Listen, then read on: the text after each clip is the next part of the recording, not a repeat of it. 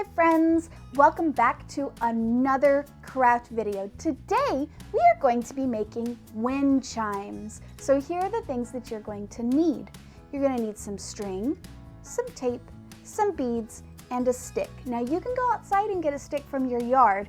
I'm going to use a popsicle stick because there's not a lot of sticks in my yard right now. They're all up in the trees and I don't want to pull a stick off the tree. But if you have one in your front yard that you can go get, or your backyard, then you can go get one. I'm going to use a popsicle stick. So let's get started. The first thing that I'm going to do is I'm going to cut about, let's see how many I cut. 1, 2, 3, 4, 5, 6 pieces of string. Now these pieces of string, they're not really long. I mean, if you look at a piece of string, I cut them all the same length, but it's about from my elbow to the tip of my finger. That's about how long I cut this string.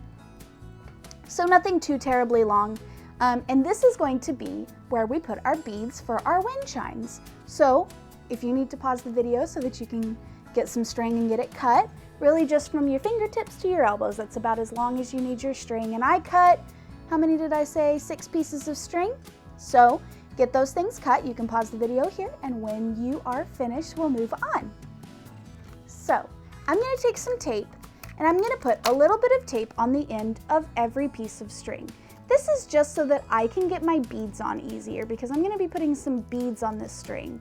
And if anybody's ever tried to put beads on a piece of string, it's really difficult to do if the end of the string is not a little bit hard. So I'm going to just put a little bit of tape on the one end of every piece of string so that I can get those beads on a little bit easier.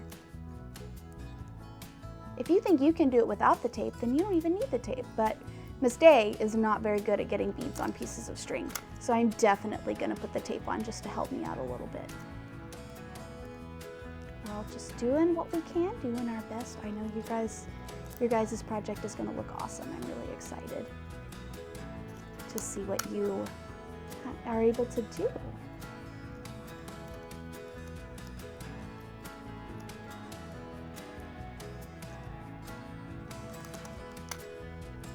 One more after this, and then we'll be ready to move on to the next part.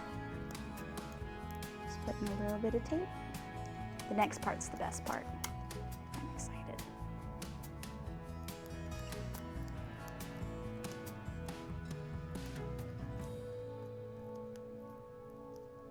Right, there we go. I've got a little bit of tape on the end of every piece of string. So now what I'm going to do is I'm just going to take one of my pieces of string and I am going to start putting some beads on the string. But before I do that, I'm going to get my beads here. I'm going to get my beads out. Now before I put beads all over my piece of string, I need to put one bead on the end and tie it in a knot so that the rest of my beads don't fall off. So I'm just going to slip my bead on. I'm going to take it all the way down to the bottom. And then I'm going to take the end of my string, and I'm going to tie it in a big knot around my bead, really tight. And then I'm going to do a double knot. That means 2 knots, because I really don't want that bead to fall off. It's going to hold the rest of its little buddies on. So after I do that, now I'm going to do that to all of my pieces of string. After I do that, then I get to start putting beads on in whatever color order I want. So let's get to it. All right, now that you have finished putting all the beads on your string, notice that I have left a little bit at the top here. This is so that we can tie our string onto our stick. So I'm going to take my stick, I'm going to take my string, and I'm just going to tie it on. I'm going to give it 1 knot, and I'll probably double knot it just to make sure it stays on there really good. And I'll just slip it down a little bit, and I'm going to do that with all of my strings. I'm going to take them and tie them on, double knot it, make sure they're on there really good.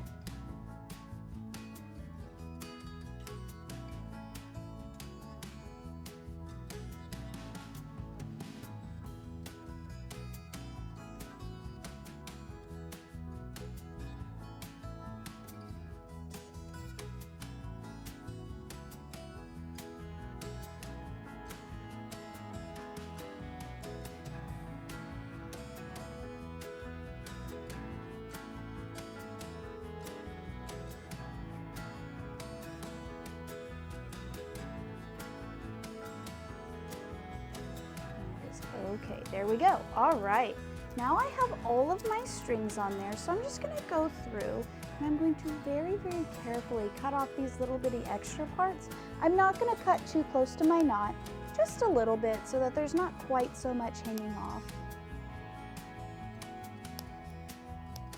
Now this next part that I'm going to do here, you can do it if you want, but you don't have to do it.